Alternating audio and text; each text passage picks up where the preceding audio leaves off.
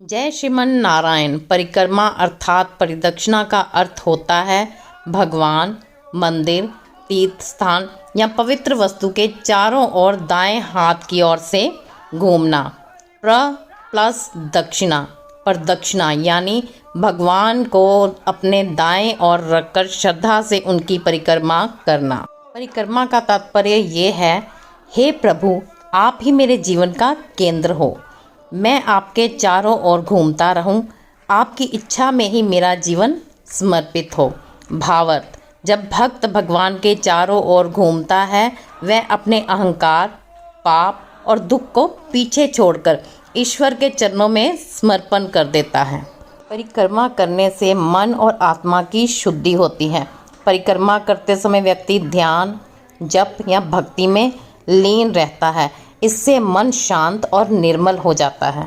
शास्त्रों में कहा गया है कि परिक्रमा करने से पिछले जन्मों के पाप मिटते हैं और शुभ कर्म बढ़ जाते हैं, अर्थात पापों का क्षय होता है।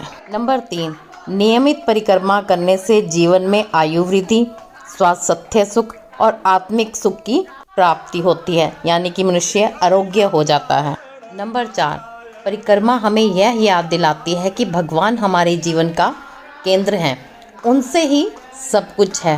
भक्ति और समर्पण की भावना को उजागर करना ही परिक्रमा का मेन मकसद है। शास्त्रों में उल्लेख है कि यत्र यत्र प्रदक्षिणे तत्र तत्र हरि भर्वते। भाव, जहाँ पर दक्षिणा होती है वहाँ स्वयं हरि उपस्थित होते हैं। परिक्रमा कई प्रकार से की जाती है, जैसे मंदिर में भगवान की मूर्ति के चारों ओर घूमना। नंबर 2, पूरे मंदिर की परिक्रमा करना। नंबर 3, जैसे गोवर्धन परिक्रमा है, नर्मदा परिक्रमा है, ऐसे तीर्थ परिक्रमा करना। नंबर 4, ज्योतिर्लिंग परिक्रमा करना। शिवलिंग के चारों ओर 1 या 3 बार घूमना। ध्यान रहे कि शिवलिंग की योनि पीठिका को कभी भी पार नहीं करते, यानी कि उनकी पूर्ण परिक्रमा कभी नहीं की जाती। ध्यान दें, शिवलिंग की परिक्रमा करते समय पीठिका यानी कि योनि भाग को पार नहीं किया जाता, वहीं रुककर लौट जाना आवश्यक होता है।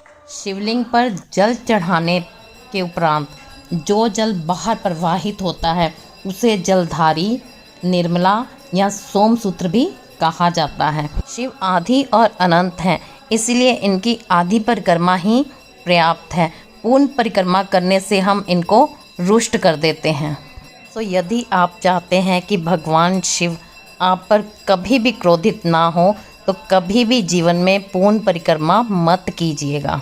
दूसरा, ये परिक्रमा करते हुए आपका दाहिना हाथ शिवलिंग की ओर